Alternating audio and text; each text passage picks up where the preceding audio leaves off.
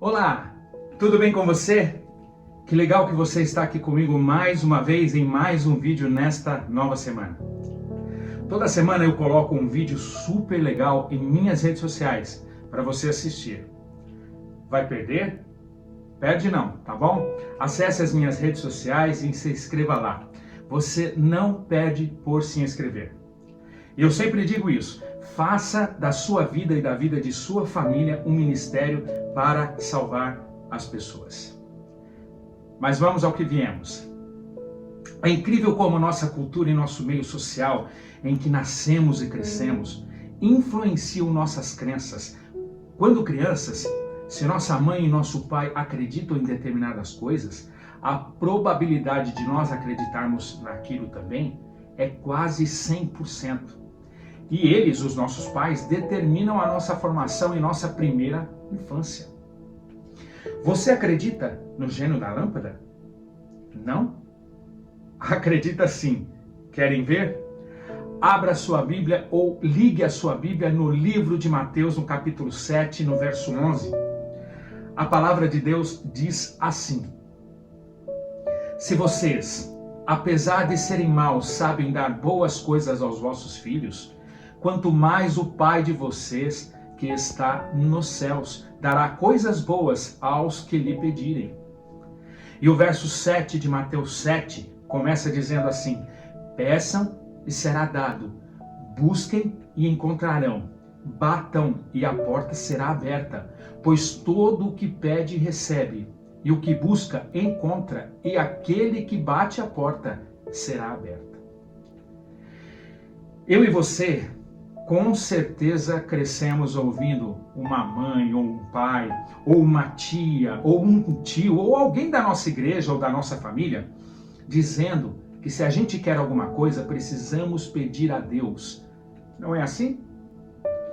Muita gente confunde Deus com o gênio da lâmpada. Vocês se lembram daquele filme, daqueles desenhos que a gente assistia quando criança, onde alguém em uma praia encontrava uma lâmpada grande, uma lâmpada dessas do folclore árabe, de ouro, onde a pessoa esfregava a lâmpada e um gênio saía de dentro dela concedendo 3 desejos à pessoa que a esfregou? Pois é, muita gente esfrega não a lâmpada, mas a Bíblia, pensando que Deus é quem vai sair de lá.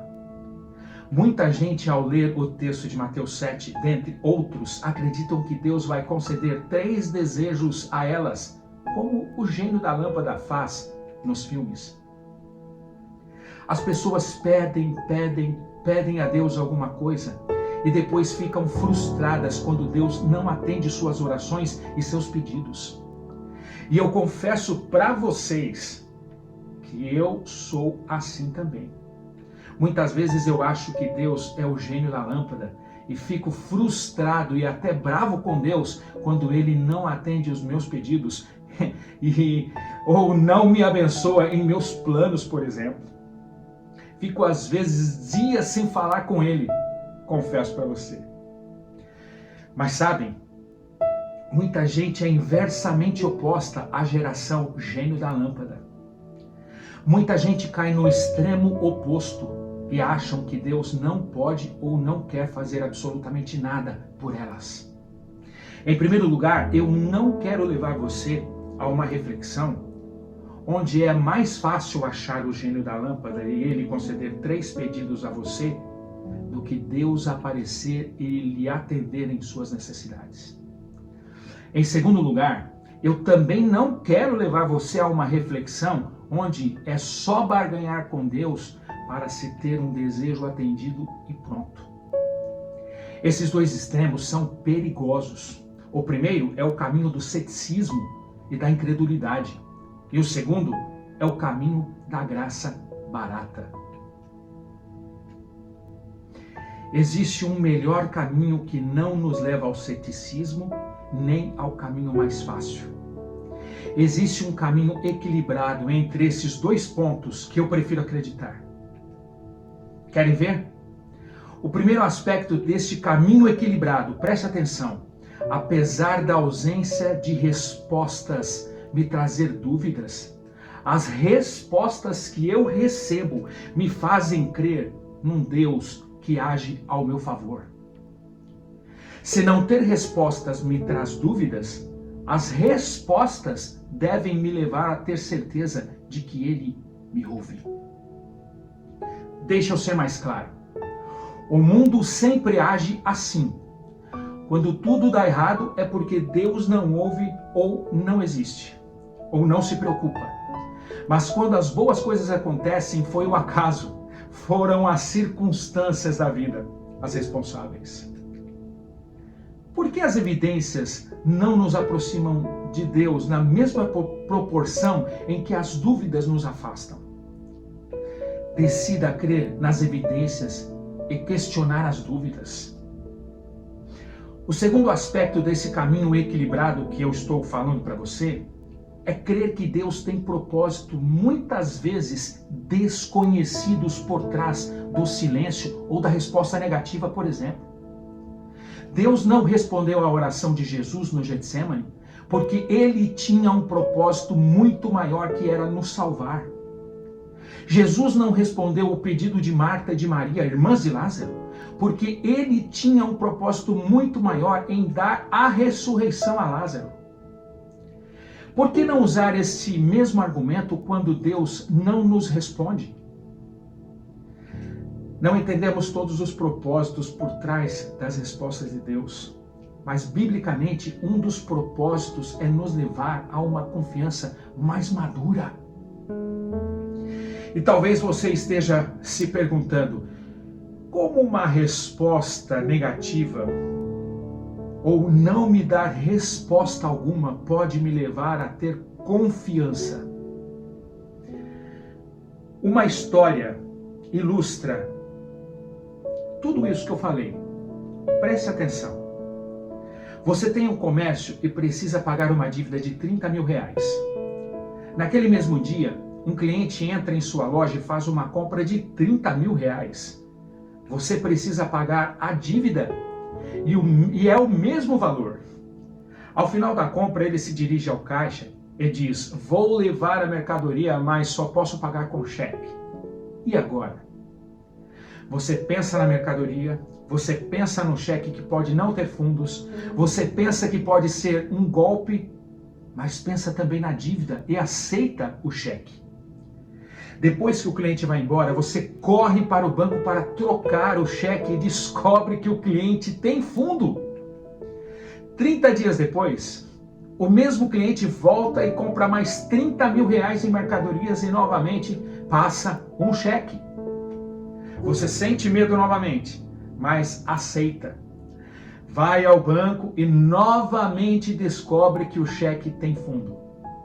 A cada 30 dias, aquele cliente entra em sua loja e faz uma compra de 30 mil reais e os seus pagamentos são sempre corretos, são sempre cobertos. Um belo dia, o cliente entra na loja, separa todas as mercadorias que ele precisa e percebe que não está com o talão de cheques. E agora? E ele diz assim, ele diz que não vai poder levar as mercadorias porque ele esqueceu o cheque. E você, com um belo sorriso, diz a ele que ele pode trazer o cheque daquela compra da próxima vez que ele vier à loja comprar. As respostas de fidelidade do cliente levaram você a confiar nele, mesmo sem a garantia do cheque. Assim é com Deus. As respostas de Deus ao longo da nossa vida são como um cheque da fidelidade e cuidado dele por nós. Ao longo da nossa vida, o Senhor, mesmo não nos respondendo, ou seja, mesmo sem passar um cheque, provou que é fiel para comigo e eu continuo confiando nele.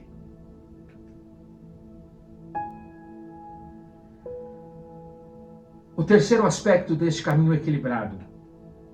Se eu soubesse que Deus sempre responderia minhas orações, como e quando eu quero, eu iria parar de orar e não teria mais confiança ao saber que a minha frágil sabedoria humana seria o critério de Deus para as minhas respostas.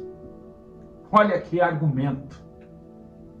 Quando a Bíblia afirma que tudo o que pedimos será realizado, Devemos ter em mente que é tudo o que estiver em conformidade com os propósitos e promessas de Deus. Uma escritora norte-americana chamada Ellen White, em um de seus livros chamado Caminho a Cristo, disse assim: somos tão falíveis e curtos de vistas que às vezes pedimos coisas que não seriam uma bênção. E nosso Pai Celestial amorosamente nos atende às orações, dando-nos aquilo que é para o nosso bem. O quarto aspecto deste caminho equilibrado: decidi não esperar pelas respostas, mas desfrutar da companhia de Deus. As respostas não são as únicas evidências da presença de Deus comigo. Nosso relacionamento não deve se basear nas respostas, mas na companhia de Deus. O quinto e último aspecto deste caminho equilibrado que eu estou dizendo para vocês, que eu estou falando para vocês: creio que apesar de algumas vezes Deus não me responder, Ele me ama. Sinceramente, não sei lhe dizer por que Deus não lhe responde. Mas sei por experiência própria que quando isso acontece, Ele continua me amando e te amando. Quais são as dúvidas? Quais são as lágrimas? Quais são as perguntas? Quais são os questionamentos? Ouça Deus lhe dizendo hoje: vinde e arrazoemos. Em outras palavras, Ele está dizendo: venha, vamos conversar, questione, duvide, discute comigo, mas não se afaste de mim. As dúvidas sinceras de Jó foram melhores que as certezas fingidas dos seus amigos. Não desista, permaneça firme até o dia em que Ele responderá todas as dúvidas e nos enxugará todas as lágrimas. Não espere um gênio sair de uma lâmpada. Espere Deus sair de sua palavra, a Bíblia, e se mostrar a você. A maior resposta às nossas inquietações vem diretamente de Deus, que diz assim: porque sou eu quem conheço os planos que tenho para vocês, diz o Senhor. Planos de fazê-los prosperar e não de causar dano. Planos de dar a vocês esperança e um futuro. Vamos orar? Senhor, nosso Deus, nosso Pai, muitas vezes não entendemos porque o Senhor não responde às nossas orações e não supre as nossas necessidades em alguns aspectos. Muitas vezes pensamos que o Senhor é o gênio da lâmpada e queremos esfregar a lâmpada para que o Senhor saia dela e o Senhor nos conceda 3 pedidos. Mas nós sabemos que o Senhor não é assim, porque o Senhor avalia o todo, o Senhor tem uma visão de cima, o Senhor tem uma visão de futuro. E o Senhor sabe o que é melhor para nós. Às vezes aquilo que pedimos não é bom para nós e o Senhor sabe o final, antes do princípio. Nós queremos acreditar e confiar no Senhor. Nos perdoe se nós não acreditamos muitas vezes no Senhor e questionamos o Senhor. Perdoa, Pai, esses pecados que nós tanto cometemos, em nome de Jesus. Amém, Senhor. Que bom que você ficou aqui comigo até agora. Uma boa semana para você. Fique com Deus. Na próxima semana tem mais vídeo chegando para você com um tema muito legal, tá bom? Não perca. Um abraço, um beijo no teu coração. Fica com Deus. Tchau, tchau.